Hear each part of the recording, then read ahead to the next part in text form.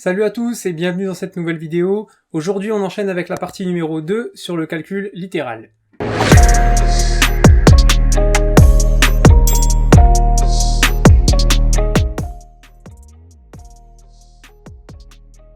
Notre mission aujourd'hui, c'est de faire disparaître ce symbole, le symbole de la multiplication.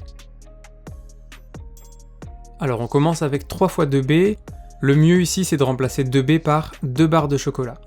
Et on prend l'exemple du Twix, ça tombe bien, dans un Twix on a 2 barres de chocolat. Maintenant vous n'avez pas un Twix, vous n'avez pas 2 Twix, vous avez 3 Twix, 3 fois Twix.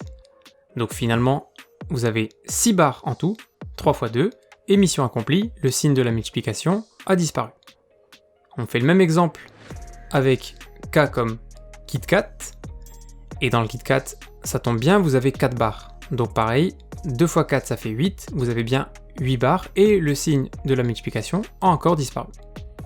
La méthode ne va pas changer, on a 5 fois C, ici, 5 fois C, on va le remplacer par 5C. Alors pour ceux qui sont un peu choqués de cette découverte, c'est la manière avec laquelle vous parlez tous les jours. Vous dites pas j'ai 5 fois crayon, vous dites j'ai 5 crayons. Vous dites pas j'ai acheté 5 fois chocolat, vous dites j'ai acheté 5 chocolats. Donc on se rend compte que le signe multiplication, on n'a pas besoin de le dire. Et ça vaut pour toutes les lettres, tous les nombres. 5 fois A c'est 5A, 3 fois T c'est 3T, 6 fois X c'est 6X, et 2 fois Y c'est 2Y. Alors, 2A plus 3B, on a vu que c'était 2 abricots plus 3 bananes, on peut pas les rassembler, donc 2A plus 3B, on peut pas faire mieux. Par contre, quand on va les multiplier, 2A fois 3B, le signe multiplication, on veut essayer de le faire disparaître. Donc on va tout coller et rassembler ce qu'on peut. Alors 2 et 3, on a le droit de les rassembler, 2 fois 3 ça fait 6. Par contre A et B, c'est deux choses différentes, donc on va les coller, on va les mettre l'un à côté de l'autre, mais on ne pourra pas faire plus, on ne pourra pas inventer une autre lettre. On termine avec le dernier exemple, donc accrochez-vous. C'est parti. Alors on a 2A, plus 8B, plus 3AB, plus 4A, plus 5AB, plus B. On va essayer de mettre de l'ordre dans tout ça, on va essayer de simplifier ça. Déjà, on va distinguer 3 familles différentes. Alors, je vous laisse bien regarder.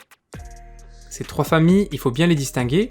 Vous avez les A, vous avez les B, et vous avez la famille des AB.